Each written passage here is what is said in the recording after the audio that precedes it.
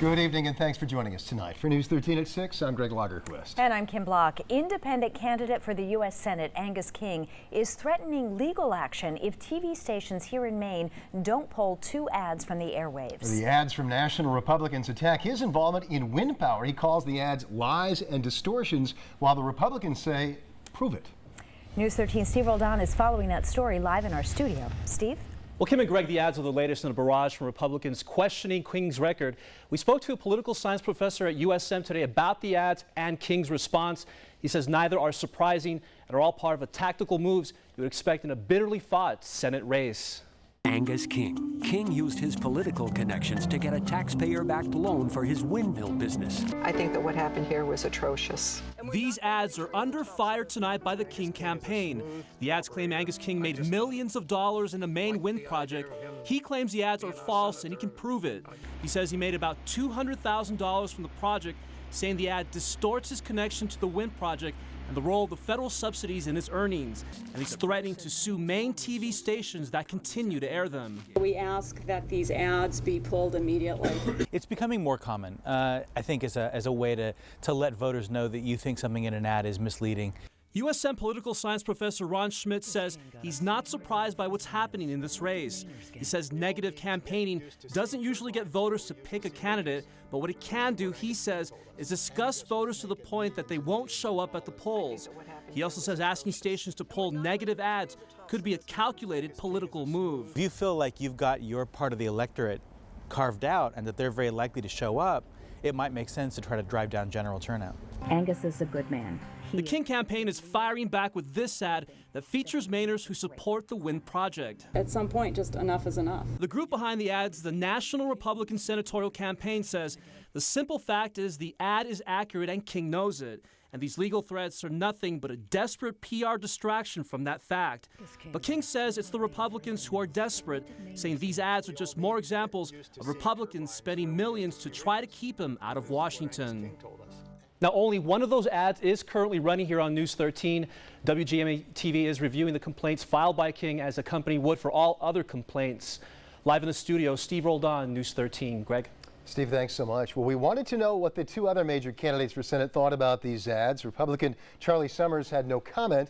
Democrat Cynthia Dill took the opportunity to call for all of the candidates to release 10 years worth of tax returns. As for negative ads, Cynthia Dill says they aren't going anywhere. Advertising is never going to go away, and I think it's incumbent upon candidates to be forthright about where they stand on issues and to make information available to the public that's accurate and factual. Now, so far, Dill has raised the least of the 3 major candidates and has the least number of ads of the 3. And the Democratic Senatorial Campaign Committee out of Washington has not actively supported her. A Portland elementary school damaged by fire last week was supposed to open up today, but that didn't happen. And now parents of Hall Elementary School students are finding out what's going to happen with their kids for the rest of the week. News 13's Jana Barnella was live in Portland with the details. So what's happening, Jana? Kim, Greg, over 400 students are getting ready to come to school here at Cathedral tomorrow since they can't go back to Hall Elementary just yet. What the school district is waiting for is really just the green light that says it's safe to return to Hall Elementary, and that's not going to happen, at least for this week. Now, the fire damaged several classrooms last Monday in the early morning hours. The worst damage, mostly water damage, is all cleaned up, but the school district has to wait for environmental tests to come back clear, meaning students and staff can go back in. So in the meantime, they'll have classes here at Cathedral School. Teachers got most of the classrooms and the books and everything set up in just one day. Parents will get a chance to tour the temporary school so they can see where their kids will spend the next week. I know that even teachers were anxious before having seen the building. And it wasn't until we brought them here and had them walk around that they could see the possibilities and see that the building is set up to be a school and is by and large ready to move in. There's been a lot of planning, a lot of thought and logistics that have had to go into the move here to Cathedral. There are special bus routes set up for kids who normally walk to school or get dropped off by their parents, so there'll be some buses available for those kids, as well as some parking restrictions set by the city of Portland to make sure traffic congestion isn't too bad during pickup and drop-off times. here at the school. There's an informational meeting at 6:30 starting in just a few minutes at Guildhall for parents to ask questions, voice their concerns, and just make sure they know what's going to happen over the next week as the kids get ready to come to school here starting tomorrow. We'll bring you more on News 13 at 11. Reporting live in Portland, I'm Jana Barnello, News 13. Back to you. Interesting solution. Thanks, Jana. Well, it has been a pretty bad streak. 9 water main breaks in just 3 weeks. Well, now the investigation into the cause of all those breaks in South Portland is complete, but people may not like the answers in that report. Of the 9 water main breaks, the city of South Portland has only been able to positively determine the cause of 3. News 13's Brad Rogers joins us live in South Portland, looking into what it may have caused those other breaks, Brad. Well, it's really undetermined, Greg and Kim. The Portland Water District says that's what they say of all 5 of these water main breaks. Well, I tell you what, tonight all the water main breaks have been repaired except for a little bump in the road. This water main break on Broadway a few weeks ago flooded several businesses, including J.P. Thornton's Deli and Restaurant. It created a lake on Broadway, went into the sewers, and then they backed up in my floor drains. Owner Tom Howard wants to know what caused this water main break. He didn't get the answers he wanted, though, from an investigation by the Portland Water District.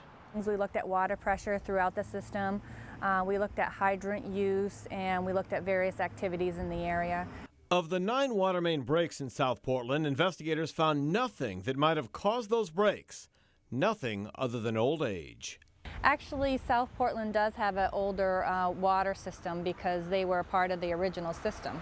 Michelle Clements is a spokesperson for the Portland Water District. You know, some of the mains date back to the late 1800s. But Howard believes there are 2 other explanations. Adding new capacity to the system, which creates back pressure when valves are shut, and adding water pressure to the lines. Howard believes the Water District raised pressure to the lines after what happened at this fire in mid-August. And the fire department gets there, they crank onto a hydrant. It took over 15 minutes to come up to pressure while there's a house fire going on. So the chief really got all over the Water District. The Water District says there were no system-wide pressure surges right before the leaks, nor any unusual activity at the treatment facility that could have caused an unusual pressure change across the system.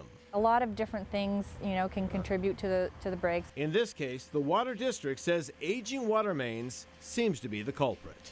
I'm in a fight, but I'm not going anywhere. I'm going to be here. I've got too much invested in this place, but I thought it'd be a little bit easier. South Portland city manager and other city officials declined to comment, referring us instead to the Portland Water District. A district spokesman tonight, though, tells me that water pressure wasn't the problem in that fire, that the problem was that firefighters had trouble opening a hydrant. Reporting live in South Portland, Brad Rogers, News 13. And Kim and Greg, it was one of the newer hydrants that takes a different tool to open. They've got that problem fixed, though. All right. Thanks for the update, Brad.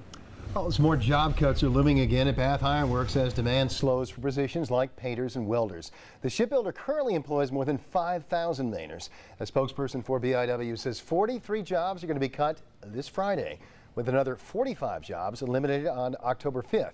BIW says the reason for the layoffs is the cyclical nature of work at the shipyard.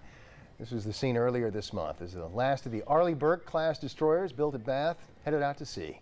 BIW will examine whether any of the laid-off workers have skills that could apply to other jobs at the shipyard.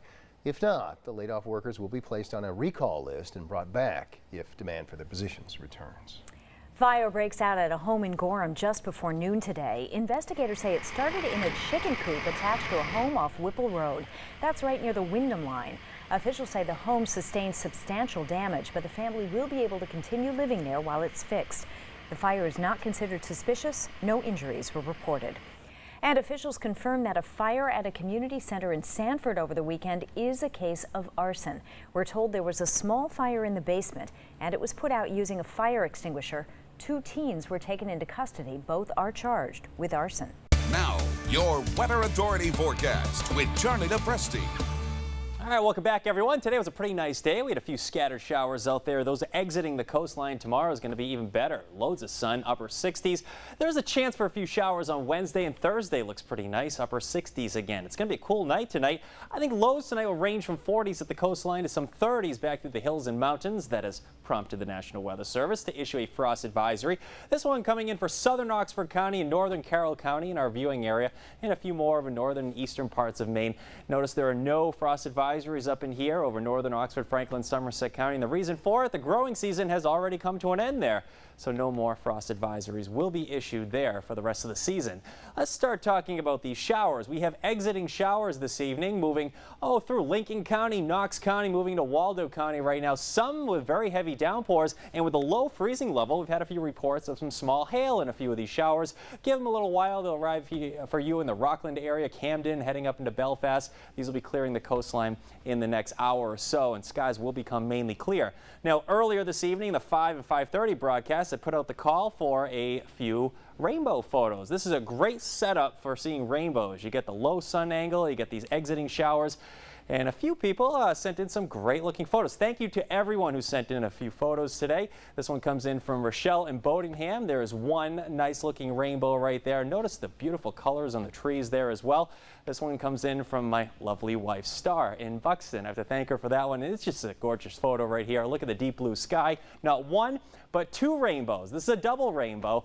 That one coming in from Buxton this evening. So again, thank you to everyone sending in those fantastic photos. Satellite radar composite shows a nice clearing sky out there. There is a clearing trend due to high pressure in place. Now there is a cold front locked up to the northwest. That front's going to play a role in our forecast, but not until Wednesday. So we can enjoy a nice looking day for you Tuesday. Tuesday looks great. Let's start off Storm Tracker early tomorrow morning with temps running in the 40s.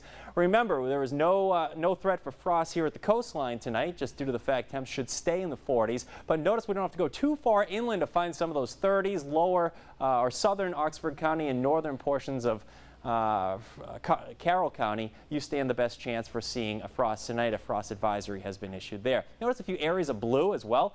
Those are snow showers in the higher elevations, particularly in the presidential range back in the White Mountains in New Hampshire. In fact, Mount Washington's been reporting on and off snow showers pretty much all afternoon. A little bit of icing occurring up there this afternoon as well. Let's take you right into the day on Wednesday now as actually this is early Wednesday morning. Most of us will actually see increasing clouds during that period with some showers arriving by early Wednesday, 7 o'clock or so. Scattered showers arrive on Wednesday, but even on Wednesday, we should see a little bit of sunshine making an appearance from time to time.